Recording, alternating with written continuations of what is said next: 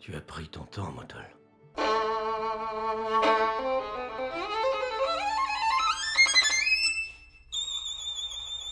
Le chant des noms de Song of Names, c'est un film sur la mémoire.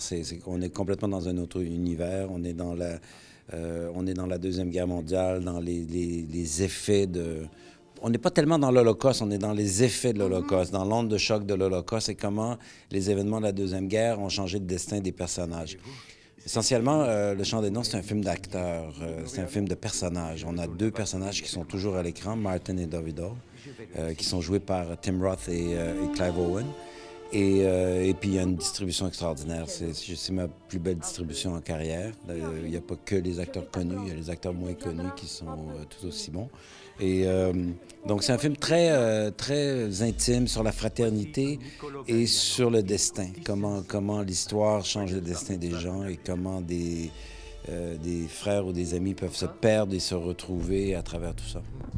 Alors, le chant des noms est au centre de l'histoire. Ça donne le titre donne une scène qui est la scène de dénouement.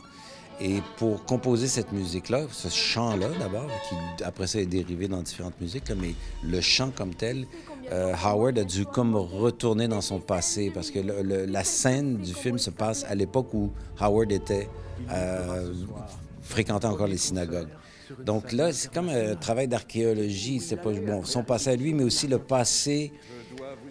On a carrément déterré, je dis on, j'étais un compagnon d'Howard, mais c'est vraiment lui qui était le leader de ça. Là. Donc il est allé déterrer une musique un peu à la manière d'un archéologue, avec une petite pelle, un pinceau, là, et une musique qu'on aurait chantée dans une synagogue en 1951 à Londres.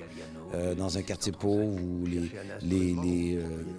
Juifs polonais ont improvisé une synagogue dans un entrepôt de légumes.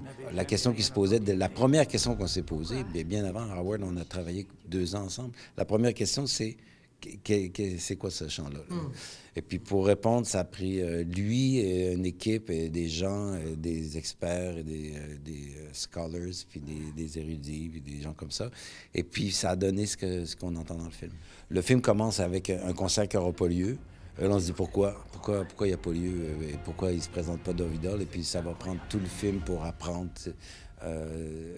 pourquoi. Alors, et puis voilà, ça c'est la scène du pourquoi.